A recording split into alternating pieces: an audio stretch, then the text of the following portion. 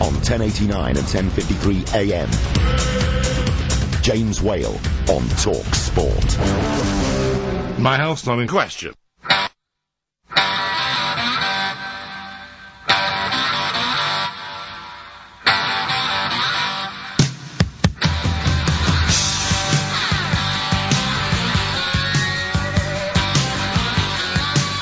Are we ready?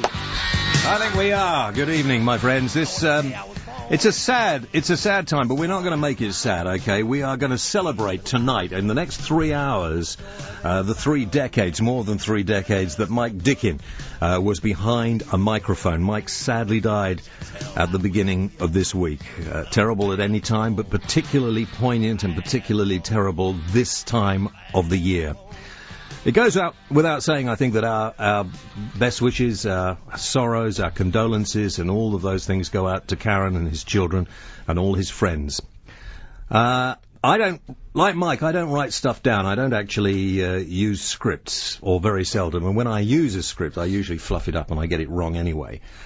But suffice to say, thank you very much indeed. That's first technical fault, and that will be the last technical fault on this programme. Don't do it again. Yes, and had Mike been doing the programme, of course, he'd have come out there and he'd wrapped the microphone round your head. The thing about Mike was that he was one of those one-offs who could never be copied and never be bettered. Although a lot of us tried, and I've just decided to nick that piece of music bad to the bone. I've always fancied that bit. With me in the studio tonight is Mike Allen. Mike, who works here occasionally, worked on LBC with Mike, worked on Capital Radio with Mike. Yes, I did, actually. Shared a lot of your time with Mike. People did speak at one time, but we managed to stifle the rumours. Yeah. Well, you know, to be quite honest, let me tell you how it works in radio. I mean, a lot of us have known each other for years and years and years, and you will hear on the programme tonight how many people knew Mike and respected Mike. And I think, to be honest, we all have a certain amount of respect for each other, particularly if you've managed to make your living doing this sort of thing for a while. Not that longevity is any excuse, by the way. But we would still be very competitive. We would all chase after jobs that we thought the other one was after. The interesting thing about it is, once one of the gang got their feet under the table at a particular station, others, somehow or other, by some alchemy, arrived and knocked on the door. Is there room for another one, please? Yes, you're absolutely right. I mean, I didn't know Mike as long as you. I met Mike, first of all. I'd heard Mike for a long time, but I met him first of all at the old LBC radio station in London, the first ever proper commercial radio station to go on air in this country. That's true. When I say proper, I take that back. The first legal commercial radio station to go on air, which I could never get a job at, so I disappeared up north. And you lot all worked there. I think you were there in the early days when it was off Fleet Street, weren't you? That's right. We used to sit the studio. And the production facilities were downstairs, and the office was on street level, and you could sit in what was referred to as like the DJ's area for preparation and stuff, and the mice used to run across the floor. Because this was just round the corner, in the same square as Dr. Johnson's house, where, you know, he did the encyclopedia and all this, and it was all at broken cellar, old London. The Cheshire Cheese pub was just round the corner, you know, so it was a very interesting place for people who had a journalism background, because they would have probably been obliged reading. You know, they would have to do that. So that was a very atmospheric sort of place. And the two of you have been on Capital Radio, which was the second radio station to start first, hadn't you? Yeah, just a few days parting the two. And I can remember pretty much when he started. And he was walking down the corridor, being Mike Dickin, and there was nobody there, and he was just talking to himself, and it was a sound that I grew to know. No, that was him rehearsing. That wasn't him talking to himself. He used to walk around here before going on. That was just rehearsal, wasn't it? That was rehearsal, yeah. That's what it was. Yeah. But, so what was he saying when you were listening in on his private conversation with himself? Well, I don't know. I think he was berating himself or something, you know, because it sounded a little bit more animated than we could imagine. And I saw him and I nodded. I said, hello. And he went, Oh. It frightened me off. I went and hid. He wouldn't suffer fools gladly, and that include us as well. If we had done something that caused his displeasure, he would let you know, which I always like for people to tell you exactly how they feel. And he also quite often used to tell people in management what he thought of them as well. And that made for rather interesting times. Yes, richer reading. There was one event that took place. It was around about this time of year, and it was at LBC. And it became the inspiration for a series of Drop the Dead Donkey. I do, yeah. Okay, that event was the whole Drop the Dead Donkey program. Really? Yeah. Are you going to tell me? I can tell you. But you can't tell the listeners? No, because otherwise we'd all be in trouble. Really? Yes. Excellent. Well, some of the juicier bits, of course, that that happened, particularly when you get to be on later at night, come out, don't they? Sometimes during the day you can't do those sort of things. And I remember I was filling in for Mike. He was doing drive time, wasn't he, at one point on LBC, and he was away and I was filling in for him. And I remember getting a memo saying, this won't do. You've really got to be more assertive. And I thought I was being quite assertive at the time. And this memo saying, you've really got to be more assertive. Really? And yes, and I thought I was quite an assertive chap. But no, and you see, I couldn't do what you guys do, is that drinking thing. The drinking thing. I could never get the drinking thing. Mike would ring up sometimes and he'd say, I'm around, let's have a 3-bottle lunch. And I never knew what a 3-bottle lunch was until I went on one with you once, and I just about remember what it was like. The difference was that I wasn't working. No, you weren't working. I was but you working. were. Yes, I was working, and I was. Is it one of those health slim fast shakes? Or yes, exactly. That sort of thing. Smoothie. Oh, Yeah. So the sort of 3-bottle lunch thing became a bit of a byword, I suppose, and I couldn't manage that sort of thing. I put that down to you lot being sort of in and around Fleet Street for years. I think you're right. I think the rot set in from the feet upwards. Yeah, because I remember not only the hosts of the programmes on LBC, but all the producers and even the management would retire to various public houses and sit there most of the evening. Well, having worked at both the stations, you refer to, LBC and at Capital, it certainly wasn't the Capital way of doing things. Things, I think, at LBC were, at that time, run like a newspaper. So slightly more relaxed. You could get a sub from the front door. If you were 50 quid shy and you were going out, you could get an advance against your salary. And I always thought that was very civilised, I never used it. But it was very civilised. I don't think you get that these days, I must admit. Good evening to you. Welcome to this special show. Tonight we're looking back over the 36 years in which Mike Dickin entertained people on the radio. Sadly, Michael died on Monday in a car crash on Bodmin Moor in Devon. As I say, our condolences, of course, go out to Mike's family at this time, the worst time of year. We've got lots and lots of calls, and we're going to take a couple of calls, and we're then going to talk to an old friend of Mike's who was the golf correspondent on BBC, or the BBC golf correspondent, a guy called Tony Adamson, who knew him well all those years ago. Before we do any of that, though, we'll take a break. We'll be back right after this. Now, either somebody is talking to me and I'm not understanding them, or there's some idiot in another studio somewhere within this building who doesn't know how to drive the machinery. And if there is, I've just had a gutful of this. Either learn how to use the machinery or stay out of the blasted studios. You're completely destroying my concentration. I can't think and I can't listen. Or whatever is being recorded, I hope it never gets to air, because you won't understand a word of it. That's what I'm going to miss. Lena. One of the sunnier moments. Yeah, one of the sunnier moments. Lena sent a little text message. Of course, if you want to join us on the air tonight with your thoughts on Mike, 08704 20 20 20, or you could text us at 81089, or send an email from the website at talksport.net. Lena said, do not go gentle into the good night. Old age should burn and rage at close of day. Rage against the dying of the light. She said, a little poem I made up for Mike. Very sweet. And there are literally thousands and thousands of emails and text messages coming in at the moment. Della's phoned us from Hornchurch in Essex. Della, hi. Good evening, James. Della. Just a couple of things. First off, Mike put Victor Meldrew in the shade, I think. He had nothing on Mike. I always like to think that perhaps Richard Wilson, who played Victor Meldrew, possibly heard Mike one night and thought, oh, that's the sort of characterisation I need for that part. I think they toned it down a bit for Victor Meldrew, though.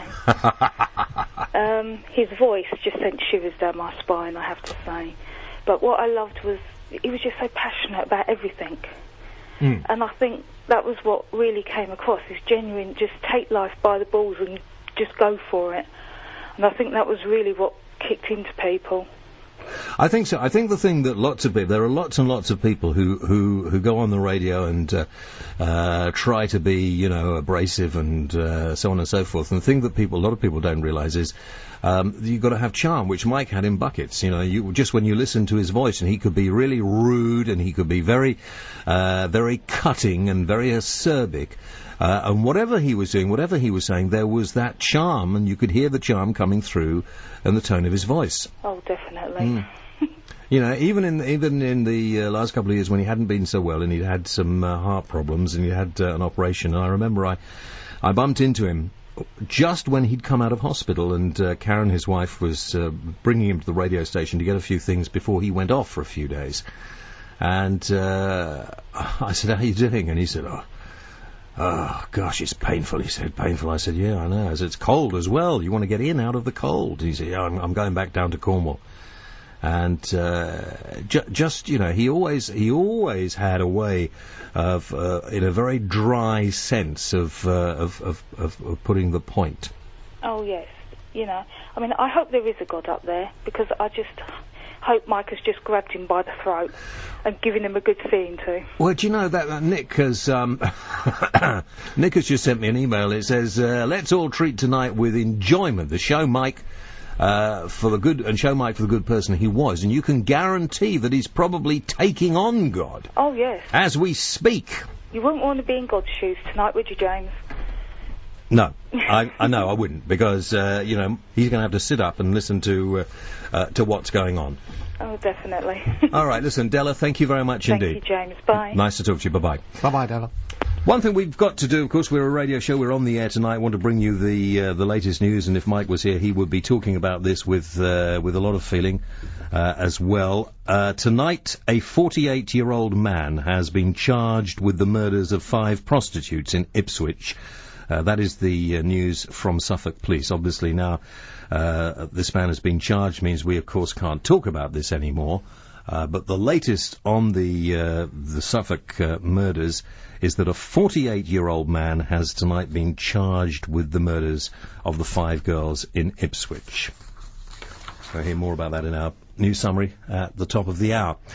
Now, let's talk to Tony. I told you before, Tony Adamson, who is the BBC golf correspondent, and Tony was a good friend of Mike's. Tony, very good evening to you. Hello, James. Now, Tony, you know Mike, or knew Mike long before we all did. Tell us how you first met him. Yes, well, we both started our broadcasting careers pretty much together at BBC Radio Oxford, which began in 1970. So I knew Mike 36 years ago, and we worked pretty on the same station, not necessarily together, from about 1970 to 76. Incidentally, before we carry on, I would like to offer my condolences to Mike's widow, Karen, and her family. It's a very difficult time to lose anybody, isn't it? It's the worst time in the world, isn't it? The worst time in the world. Yes, I knew Mike then, and I must say, as a human being, he was extremely amusing company. He made friends very easily. He was obviously known to have the odd foe as well, which he didn't seem to mind, because he loved as you probably know, James, he liked a bit of a confrontation in his life. Oh, well, he enjoyed his notoriety. I think he did, yes. I think you're absolutely right, and I think he liked it more the older he got, from what I can see. I think he did, yes. In those early days, he was pretty mischievous. He was an outrageous flirt, you know. Yeah, I know. And he loved things like practical jokes. He was always... I always remember Mike as he was always either going somewhere or coming back from somewhere. He never seemed to have time for rest. And, you know, he was a big physical guy, and took a lot out of himself, was hurtling hither and thither. And the one thing I liked about him more than anything, he never took life particularly seriously. His philosophy was always to, what came along, and I always envied him for that. And of course, as a broadcaster, as a communicator, right from day one at Radio Oxford, where he used to do a phone-in, well, he was second to none. I mean, no subject, as you probably know, no subject was too deep for him or too complicated. He always held a view, and in those days he enjoyed getting a special guest in, and the more the guest seemed to know about his particular subject, the more Mike seemed to know. What did he do before he went into radio, Tony? Do you know? What did he do before that? Yeah. Well, I understood that. Now, I find it very difficult to believe, but I'm told that he was in a pop group. Well, that's what we've heard, but I've been finding it very difficult to find any evidence of it. Yes, I certainly don't have any evidence of it, and I don't ever remember Mike talking about it. I heard that he worked for the Cowley plant in Oxford for a while, making cars.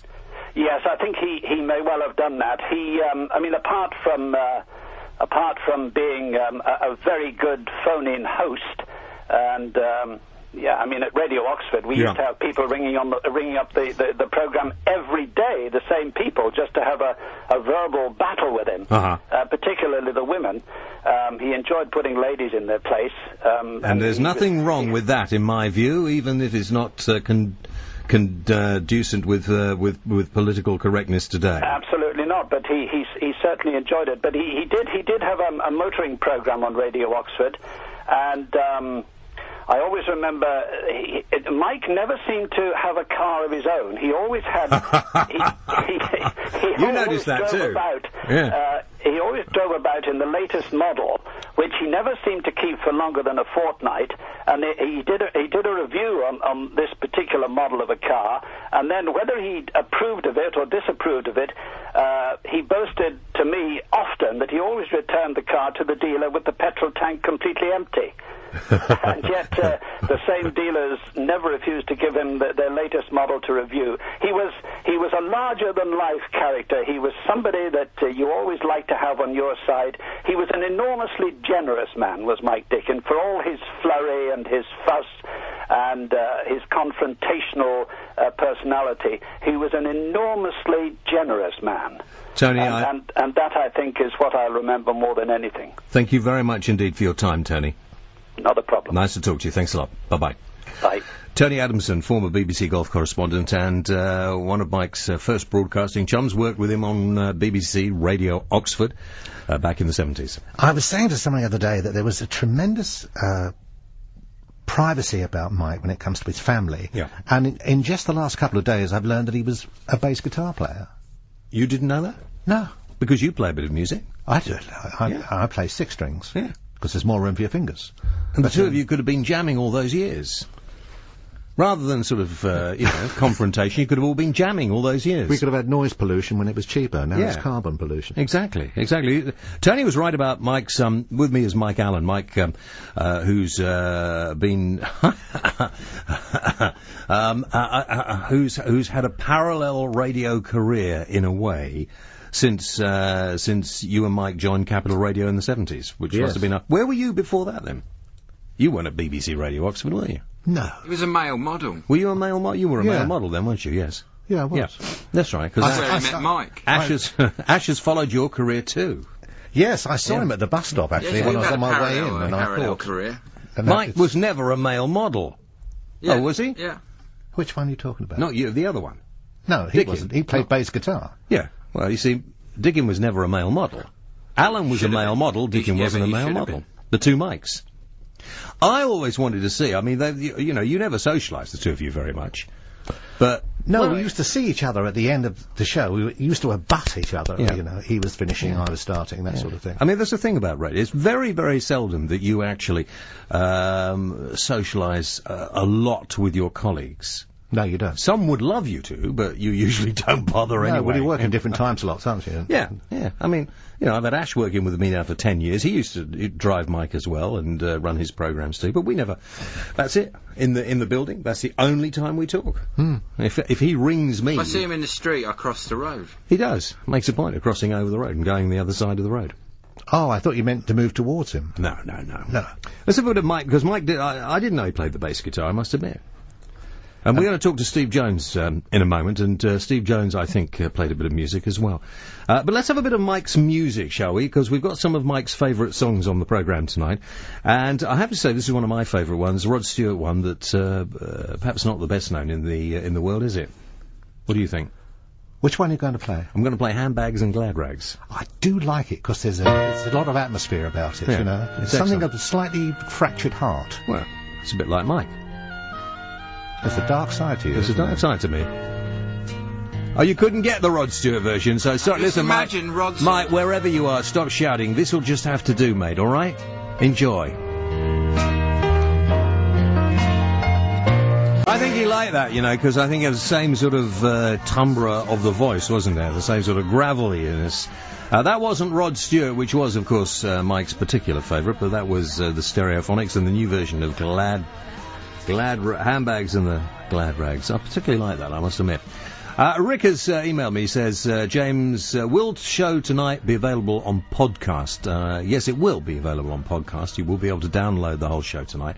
I've been listening to Mike Dickin since my teens. I'm now 40, and I'd like something to remember him by, having been such a big influence on my life. The man talked so much common sense and wasn't a pretender.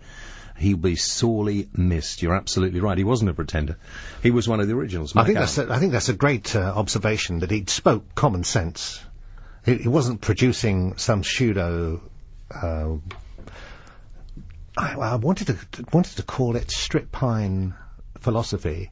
He was looking at things just as they are. That's a cupboard, it's a cupboard. Yeah, you know. exactly. He didn't have any time for the sort of dressing it up in the clever words or being sort of arty-farty about it at all. It was to the bone and to the point, and which I think people like more than anything else. More so than they admit.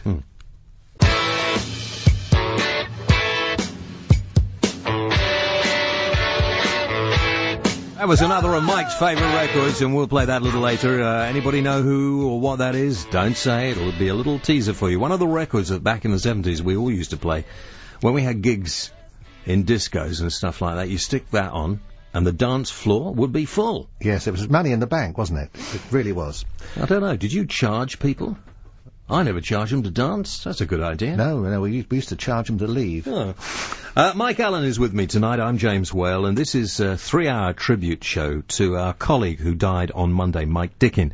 Mike, who'd worked in radio since 1970 and will be sorely missed, as I'm sure you've heard tonight, was a one-off. And rather than making it a sad affair, it is sad, obviously it's sad, and we realise that, but we want to, 3 decades of radio broadcasting we're going to try and pay tribute to in 3 hours tonight. One of Mike's colleagues also, apart from Mike Allen, who's with me in the studio tonight, was Mr. Steve Jones, voice of the Pyramid Show.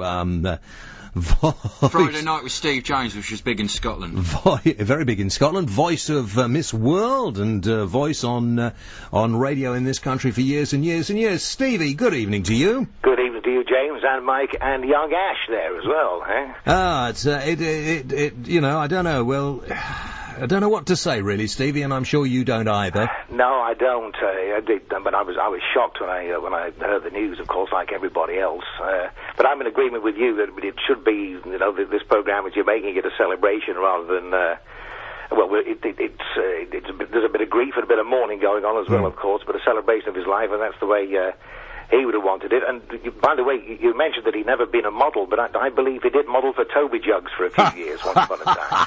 We were reading in the press, and hello, Steve, it's Mike. We were reading in the press about him being referred to as King. Yeah. Because he looks like Edward VIII. Henry VIII. Edward VIII. No, Where's not that come Edward. from? We Well, haven't he had looked- that one yet. he looked like a- Sorry, I turned over 4 pages at once. That's Peter Dealey.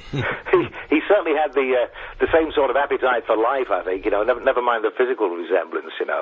I heard you mentioning earlier those 3-bottle lunches. I never managed to do that with him. I did socialise with him quite a bit actually during those LBC days that you mentioned, and a little on talkSPORT as well. He used to end up back at my house on quite a few occasions actually, and probably over a little nightcap, we'd maybe put the world to rights, and I'd like to think that maybe 1 or 2 program ideas came out of it as well, before we both decided to call it a day. Did you never manage the 3 bottles? I'm surprised at that. Well, maybe a bottle and a half for me and a bottle and a half for him, Well, I think that's the way it went, really. But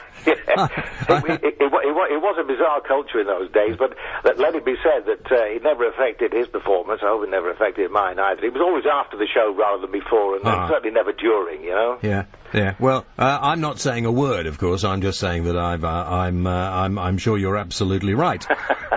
What about this music? Now, somebody told me you and he played music together, but that's not true, is it? Well, no. What did happen was that at one time they wanted some new jingles for his program, and I had a band, in fact I still do, that plays from time to time.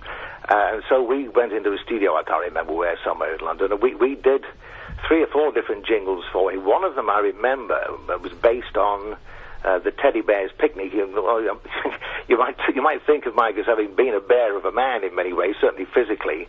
Never a teddy bear, maybe. No, never a teddy bear. No, he didn't actually sing on these. We sang and played, and he sort of growled through it in the middle somewhere. He sort of came on and went, "Wow, yes, me, my Dickin, wow," and then we carried on our merry way, It was a gardening show, was it? It was great fun to do. My memory of him, of course, it is twofold as well, because I did spend a couple of weekends down with him and Karen and his family at the place in Cornwall.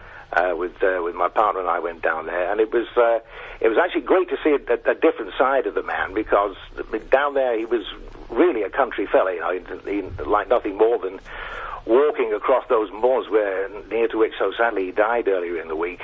But he loved that, and he would wear, those big, what are they, sort of waxed coats that country people wear. Oh, the barbers. Those barbers, big, yes. So he had that, and the sort of the matching hat and the big boots, and then off he'd walk with.